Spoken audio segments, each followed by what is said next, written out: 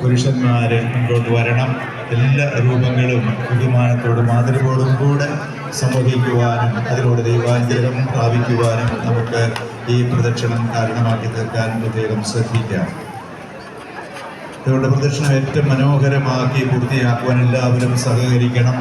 നമുക്ക് സമയക്രമം പാലിക്കേണ്ടതുണ്ട് എന്നെല്ലാവർക്കും അറിയാം. ഇന്നും നാളെയും എല്ലാം 10 മണിക്കപ്പുറത്തേക്ക് ഒരു കർമ്മങ്ങളും കടന്നു പോകാൻ പോലീസ് അധികാരികൾ അനുവദിക്കുന്നില്ല എന്ന കാര്യം ഒരുപക്ഷെ നിങ്ങൾക്കറിവുണ്ടോ എന്ന് എനിക്കറിഞ്ഞുകൂടാ.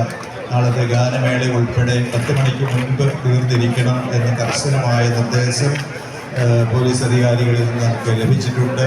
അതുകൊണ്ട് ഇന്നും നാളെയുമുള്ള പ്രദക്ഷിണങ്ങളിലെല്ലാം ഓരോരുത്തരും അവരവരുടേതായ താല്പര്യങ്ങളെക്കുറിച്ച് ചിന്തിക്കാതെ പൊതുസമൂഹത്തിൻ്റെ മനസ്സിലാക്കി ഈ പ്രദക്ഷിണത്തിലെല്ലാം ആത്മാർത്ഥമായി സഹകരിക്കാൻ ശ്രദ്ധിക്കുക.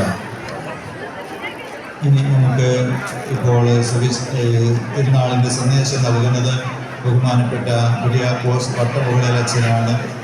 അച്ഛനിപ്പോൾ ചുണ്ടച്ചേരി എഞ്ചിനീയറിംഗ് കോളേജിൽ കുട്ടികൾ താമസിക്കുന്ന ഹോസ്റ്റലിൻ്റെ വാർഡനായി ചുമതല വഹിക്കുകയും തുടർ വിദ്യാഭ്യാസങ്ങൾ നടത്തിക്കൊണ്ടിരിക്കുകയുമാണ്.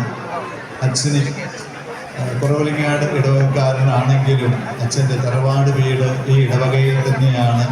മറ്റും കുരിശുപള്ളിക്കടുത്താണ് അച്ഛൻ്റെ തറവാട് വീട് എന്നാണ് ഞാൻ മനസ്സിലാക്കുക. അതുകൊണ്ട് ഈ ഇടവകക്കാരൻ തന്നെയാണ് ഈ തിരുനാൾ സന്ദേശം നൽകുന്നത് എന്നത് അഭിമാനത്തോടെ നമുക്ക് ഓർക്കാം.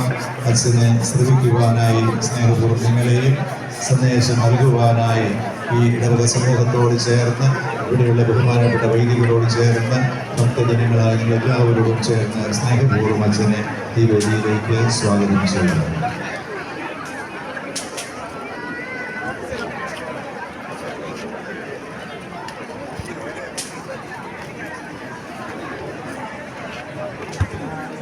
മണ്ണാർപ്പാറ സെൻറ്റ് സേവിയേഴ്സ് ഇടവകയുടെ സ്നേഹനിധിയായ വികാരിയച്ഛൻ, സ്നേഹബഹുമാനപ്പെട്ട